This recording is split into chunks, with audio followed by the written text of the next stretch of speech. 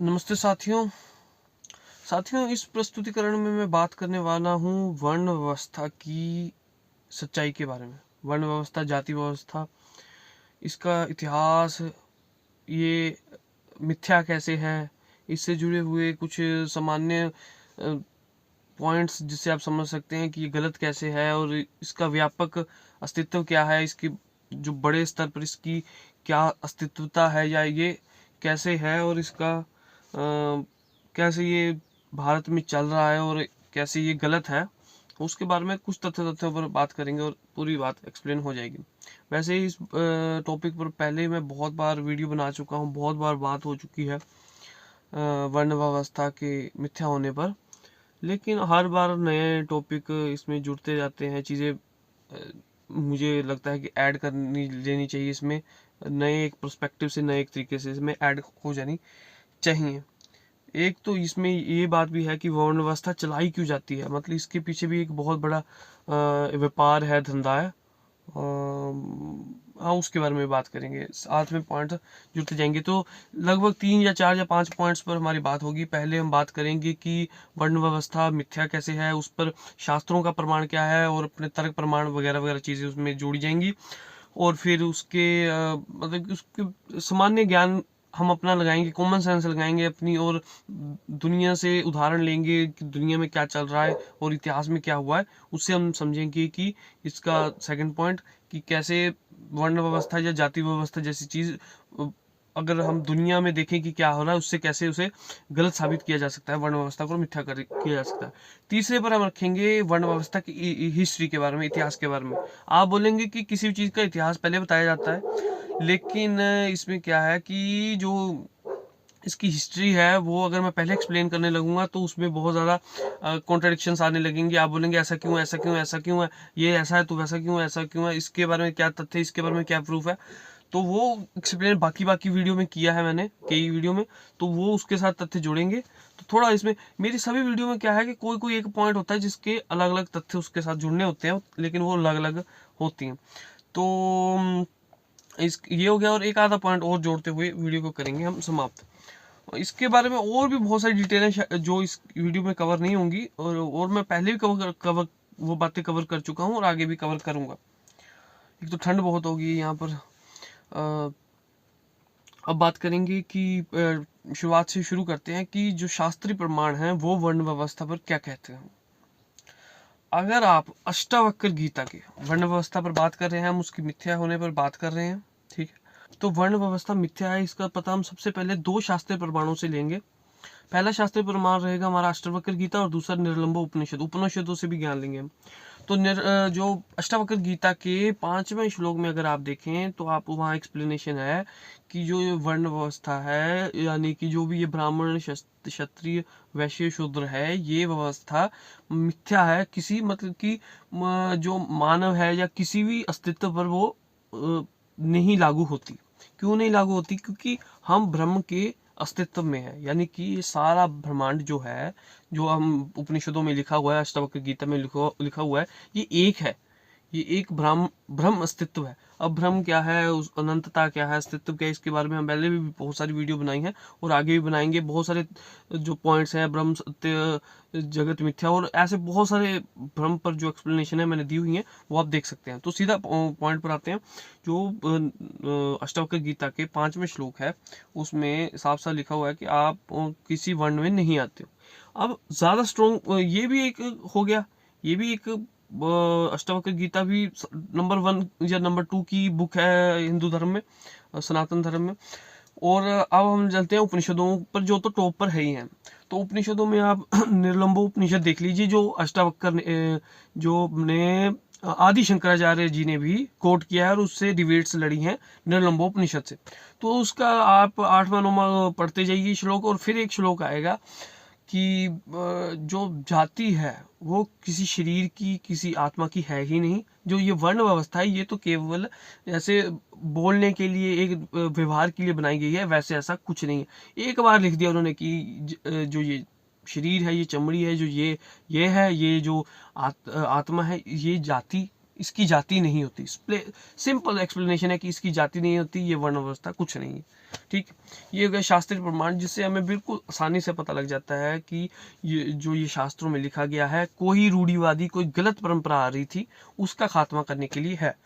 जो लिखी गई हैं, जो जहाँ पर भी लिखा हुआ है कि वर्ण व्यवस्था है या ब्राह्मण वैश्य शूद्र है, ये किन्होंने लिखी है, इस पर मैंने पहले वीडियो बनाई है, आगे भी बनाऊंगा। इसके ऊपर क्या इतिहास है, इसका क्या, क्यों ये मिथ्या है, ये चीज़ें, इस पर पूरी एक्सप्लेनेशन आपको मिलेगी, पहले भी दी है, आगे भी मिलेगी। और इन्हें जो ये शास्त्रों में लिखा गया है, इसका जो प्रभाव है बहुत ज़्यादा, ये इसकी महत्वता बहुत ज़्यादा है। क्यों? क्योंकि एक रूढ़िवादिता, एक गलत परंपरा जो आ रही थी, उसको शास्त्रों ने ही गलत किया। अष्टावक्र गीता में अष्टावक्र को खुद वो एक्सप्लेनेशन देनी पड़ी कि ये व्यवस्था गलत है। खुद निर्लंब उपनिषद में, खुद उपनिषद श्रेष्ठ ग्रंथों में ये चीज लिखनी पड़ी कि ये जाति व्यवस्था गलत है, आप इसका समर्थन ना करिए। आप सोच रहे कितनी बड़ी बात है। जो जो जो कई, अब मैं धार्मिक, जो भी कई बड़े बड़े पदों पर जो धार्मिक रूप से रिप्रेजेंट करते हैं सनातन धर्म को, हिंदू धर्म को, जो खुद को बड़े बड़े श्रेष्ठ धार्मिक अनुयायी बताते हैं, धार्मिक रिप्रेजेंटेटिव खुद को समझते हैं, बताते हैं हिंदू धर्म का, वो जाति व्यवस्था क्यों चलाते हैं? क्योंकि लड़ाना है, क्योंकि उससे जो नेताओं को तो फायदा होता ही होता है। एक जातीय वोटिंग होती है, जातीय चुनाव लड़े जाते हैं, वो तो होता ही होता है, लेकिन क्या है कि कंट्रोल रखना है, ब्राह्मणों पर कंट्रोल रखना है, और जिनको छोटा बताया जाता है उन पर कंट्रोल रखना है कि तुम छोटे हो, तुम बड़े हो, लेकिन सुनो हमारी। तो ये जो बताने वाले हैं, बड़े बड़े रिप्रेजेंटेटिव्स हैं, खुद को बहुत बड़ा धार्मिक अनुयायी बताते हैं, खुद को प्रेजेंट करते हैं, वो ये इसलिए करते हैं, ये उन्हें कुछ मतलब नहीं है धार्मिक ग्रंथों से क्या लिखा है, मैंने आपको एक्सप्लेन कर ही दिया। वो चाहते हैं कि डर का माहौल वो बनाए रखें, आपको पिछले जन्म में फंसाएं कि आप पिछले जन्म में ये थे, तो आपको ये जन्म मिला है, आप ऐसा है वैसा है। इसके साथ जुड़ते हुए बहुत सारे काम किए जाते हैं, जैसे ज्योतिष बताना वाला काम हो जाता है, डर का माहौल बनाना है, बेवकूफ़ बनाना है। ठीक है, आपको कुंडलियों में फंसा दिया, आपको अजीबोगरीब कर्म कांडों में फंसा दिया, आपको पखंडी कर्मों में फंसा दिया, आपको कोई जादू टोना वाली चीज़ों में फंसा दिया। तो ये उन्हीं में से जाति व्यवस्था है। इन जो कुछ पखंडी जो रिप्रेजेंटेटिव्स हैं हिंदू धर्म के कुछ, तो इनका यही कार्य। अब इसका कुछ कॉमन सेंस लगा ले हम। देखो, शास्त्र प्रमाण में तो हमने देख लिया। अब दुनिया में 800-900 पॉपुलेशन है अभी के वक्त में, 2025 भारत की बात कर रहे हैं हम। ठीक है, उसमें से कितनी, 800-900 करोड़, 800-900 करोड़ दुनिया में पॉपुलेशन है। उसमें से बहुत मुश्किल से 50, 60, 80 करोड़ लोग बहुत प्रभावी रूप से हिंदू धर्म में है, बहुत प्रभावित रूप से, मतलब बहुत प्रभाव है उनका। और उनमें भी गिने चुने कुछ 50, 60, 40 होंगे, 35, 40, 50, क्या कोई गिनती नहीं है इसमें, जो प्रभावी रूप से इसको जाति व्यवस्था में मानते होंगे। बाकी दुनिया में जो इतनी बड़ी पॉपुलेशन है, उनको पता ही नहीं है वर्ण व्यवस्था का। ऐसा क्यों है कि सिर्फ भारत में ही है, और भारत के ही उन ग्रंथों में बहुत ज़्यादा है? क्योंकि आगे आपको एक्सप्लेन करूंगा कैसे लिखा गया है भारत में। भारत की वैसे देन नहीं है वर्ण व्यवस्था, क्योंकि हमारे शास्त्र इसके खिलाफ है। आपने उपनिषद देखा, निलंब उपनिषद, अष्टावक्र गीता भी देखा। तो आपको कॉमन सेंस लगानी चाहिए कि दुनिया में करोड़ों की जनसंख्या है, कम से कम 50 से ज़्यादा % दुनिया में ऐसी जनसंख्या है जिसको वर्ण व्यवस्था के बारे में पैसे का पता नहीं है, 1 रुपये का पता नहीं है कि ये क्या व्यवस्था है, क्यों बनाई गई है, कैसे है। दुनिया में कहीं नहीं। इसी के साथ जुड़ते हुए कुछ टॉपिक पर मैं बहुत बात करूंगा, जब मैं बात करूंगा ईश्वर के अस्तित्व पर और जो धार्मिक ग्रंथ है उनके अस्तित्व पर। बहुत इंटरेस्टिंग उसमें भी बातें होंगी। लेकिन मैं आपको पहले बताया था कि मेरी जो भी मैं वीडियो में बात करता हूँ, केवल उन टॉपिकों के साथ बहुत सारे जुड़ते हुए टॉपिक होते हैं, इंटरलॉक टॉपिक्स होते हैं, लेकिन हम वीडियो को उस ओर नहीं लेके जा सकते। लेकिन इंटरेस्टिंग उसमें बहुत ज़्यादा बातें होती हैं साथ में जुड़ती हुई, तो उस पर पहले भी वीडियोस बनाएंगे और आगे भी बनाएंगे। तो ये कॉमन सेंस की बात है।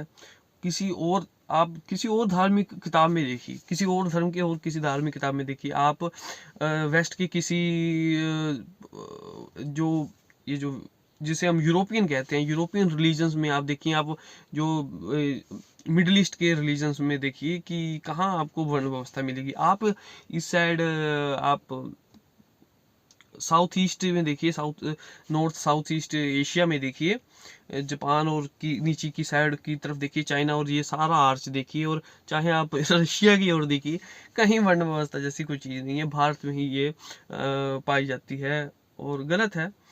और शास्त्रों ने इसका खंडन करने के लिए खुद उसमें शब्द आए हैं, शास्त्रों के शब्द हैं, और हमने देखा, कॉमन सेंस से भी बात समझी कि ये बात कुछ हजम होने वाली नहीं है वर्ण व्यवस्था की। और ये चलता धंधा इसीलिए है क्योंकि नेताओं को चाहिए और कुछ धार्मिक वक्ताओं को चाहिए। उसके अलावा ये वर्ण व्यवस्था किसी को नहीं चाहिए। ये एक बहुत बड़े पाप और एक श्राप की तरह भारत पर है। इसी से जाति व्यवस्था उगती है, इसी से ऊंच नीच उगती है। हम कितनी गंभीर है वर्ण व्यवस्था और जाति व्यवस्था, हम इसकी बात इस पे नहीं कर सकते, वीडियो में नहीं हो सकती बात। वो बहुत गंभीर है, बहुत लाखों लोगों ने, करोड़ों लोगों ने इससे श्रापित हो चुके हैं, दुखी हो चुके हैं, प्रभावित हो चुके हैं। अब तो वक्त है कि अब तो इनजस्टिस है, अब तो ये है कि कब सुधार लो उस बात को, तब आता है, वरना ये जितने दुख की बात है क्या बताएं। बहुत सारी परेशानियां हैं संसार में, लेकिन उन्हीं में से ये भी एक बहुत बड़ा कष्ट है, परेशानी है। मैं खुद जो, अगर आप आपके समाज से मुझे जानेंगे कि मैं किस उसमें आता हूँ, व्यवस्था में हूँ, तो मैं भारद्वाज हूँ और ब्राह्मण हूँ। अगर एक्सप्लेनेशन, अगर कुंडलियों के हिसाब से देखा जाए और उन चीज़ों के हिसाब से देखा जाए, वैसे मैं तो इसमें नहीं मानता हूँ। एक नई व्यवस्था, एक नई समझ की इसकी ज़रूरत है। सरनेम जो हम पीछे लगाते हैं उसको छोड़कर आगे बढ़ने की ज़रूरत है। अभी इसी के साथ अगर सरनेम की बात की है तो आ जाइए फिर टॉपिक पर बात करते हैं हिस्ट्री की।